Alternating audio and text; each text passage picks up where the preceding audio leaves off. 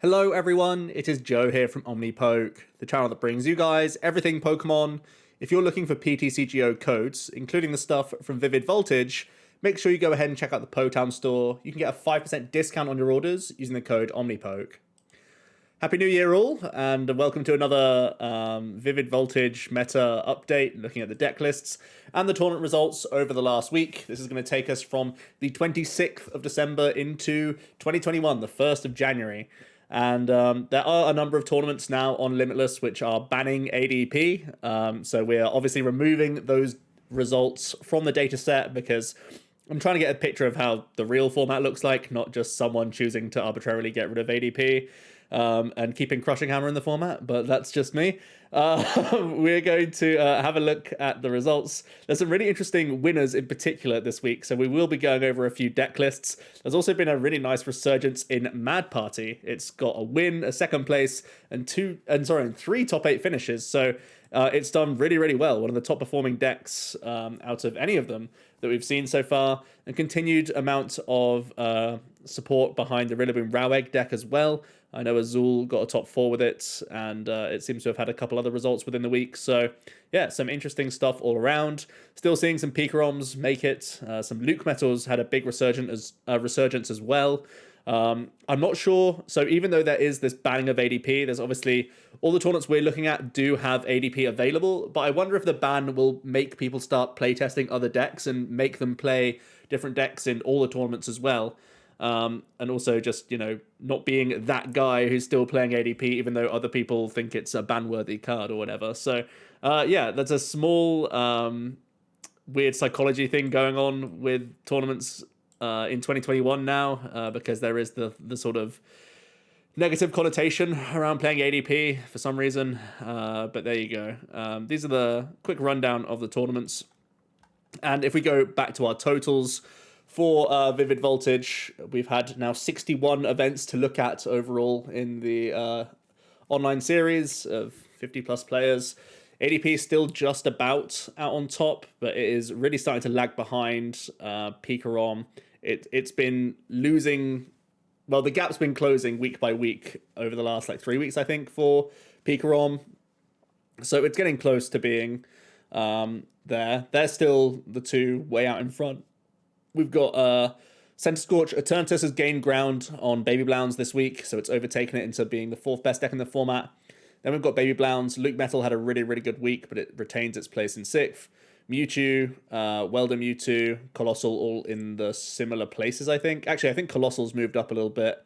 And then Mad Party has taken the place of Welder Box after a really, really good week for the Mad Party stuff. I noted the little tweak in the last video where now we're seeing Giovanni's Exile in the list for Mad Party. But we'll have a look at some of the other performing Mad Party lists today and see whether or not there's any intrigue there. First of all, we'll start with the Chill Series 14, and it was won by a really interesting list. It was Excadrill that's also choosing to use a 2-2 line of Altaria.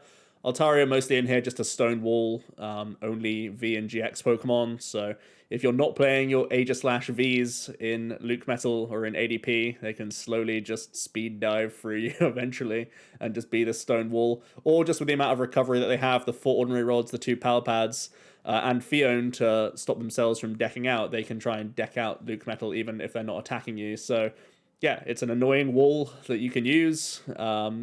And you have the infiniteness of the Fion to not deck yourself in that matchup. So, yeah, Altaria is a good wall in the format. I don't know if it's going to force more people to play Aegislash, but the option's always there for you. Excadrill in general, pretty strong card. Obviously hitting for a very reasonable weakness right now. And is one of the only successful one-prize decks outside of Mad Party and Blounds. So, yeah, cool to see. Still kind of niche, still kind of rough early game for the deck, where you're having to find your next Drillbur, your next Excadrill, really with only one make-do online most of the time or something like that. So still kind of weak underbelly here, but still is a nice deck to see. And I imagine there'll be more Excadrill in the ban ADP tournaments, so definitely a deck to be aware of for those events, I would imagine. Outside of that, nothing too spicy for the rest of the top 8, just your usual performers. I'm not going to go too much into detail from the stuff we already know about. I'll have a look at the winning list just in case there's anything special going on there, but for the most part, we know everything about everything at this point for the top performing decks. As you can see, a Pikarom not looking too different to the usual. We've got Turtus, there is the Rillaboom Rowegg piloted by Azul. There's also a Dragapult that made the top 8 that's playing Lycanroc and Hammers and Yell Grunts. Aurora Energies so that you can GX with the Lycanroc for weakness. So it's at the point where Lightning is just so popular and powerful that fighting guys are seeing play just for any reason, really. If you can justify them, they're pretty much worthwhile. This is a very standard top 8, a ton of Pikarom and Blounds. Let's have a look at the most successful Blounds list. It's a 16 energy list using the Cram and the Reshizard.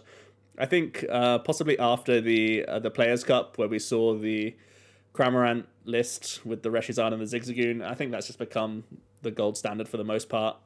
So yeah, that's where most people are sitting right now. We actually saw a Dragapult win a tournament, and it's playing, like I said, the Lycanroc Hammers shenanigans in here.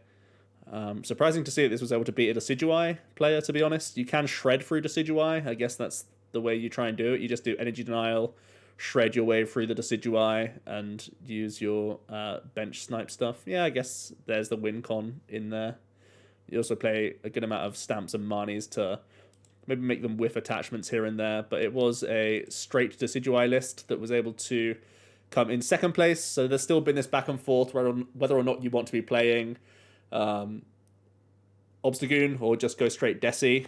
I think after this week, especially when you see the Excadrill, it's kind of a dodgy time to be playing a straight Desi list because it's so likely that there'll be more Aegislash around. But, you know, pick your tournament with Decidueye. This is a pretty reasonable build. It's shying away from the very, very heavy Snorlax. I think that's a good choice right now. There's just so much money in the game that having more proactive draw from Stellar Wish makes a lot of sense here.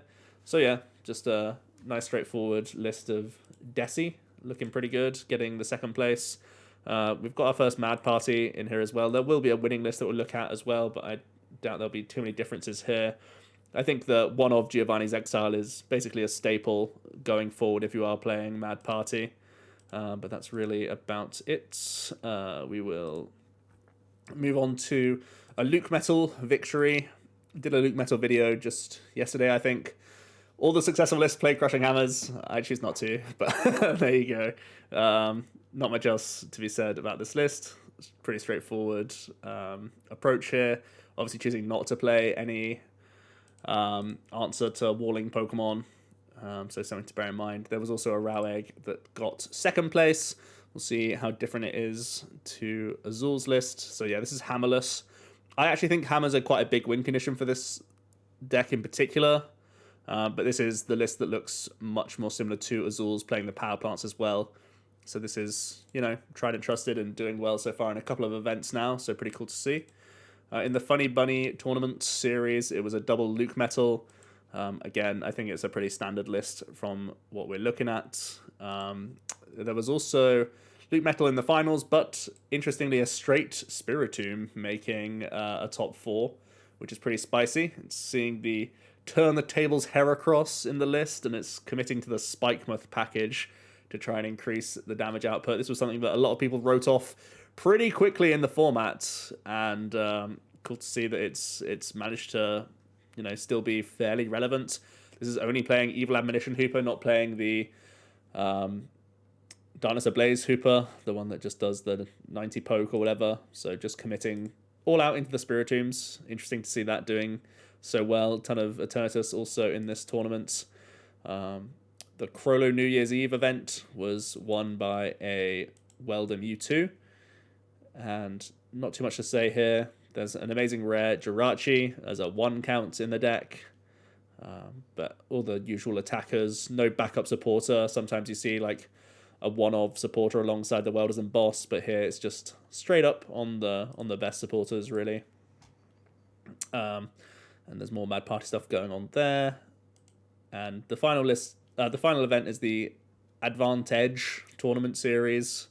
There was obviously a couple mad parties on the two top tables, which is mad. A finalists of double mad party is something that I'm really surprised to see, but it's also really cool to see. It's got the 3/4 line of Poltergeist in there, the extra, one less Sidesty than normal, I guess. Quite heavy on the Gust, which you like to see. It's playing Tool Scrapper as well, which is quite interesting. It's playing Rose Tower as well for some safety. Maybe just a stadium bounce in general is important, just so you don't get wrecked by Wondrous Labyrinth, which may be coming back into popularity now that Mad Party is starting to be on the radar. The other thing here is a really interesting build of Center Scorch, which is trying a 3-2-1 line of Inteleon. Obviously, you can shady dealings to cherry pick some cards here and there. So that's an interesting list to see as well. Playing a very thin line of the Center Scorch itself, but trying to just shady deal your way to the right cards at the right time, which is pretty wild. So yeah, a lot of interesting deck lists over the festive period. Again, I'll just sort of make that note that we're in that period between Christmas and New Year where I'm sure there'll be people sort of displaced from their normal day-to-day activities. So people who have found time to finally do events that would otherwise be, working or busy or whatever else, would have found time to play tournaments, and others who normally would have had the time, maybe busy for other reasons, across this week. So may have had a small impact on this week's results. But overall, the usual contenders were doing pretty well. We've seen a bit of an uptick in Mad Party. I wonder if that will continue. It's, a fairly easy to play deck, as well as being quite refreshing in the format compared to all this other stuff that people are very familiar with at this point. So it'll be cool to follow Mad Party and see how much further it can climb up the rankings. Otherwise, yeah, the usual suspects really in and around the top 10. So thanks so much for watching, and I'll see you in another video tomorrow. Cheers.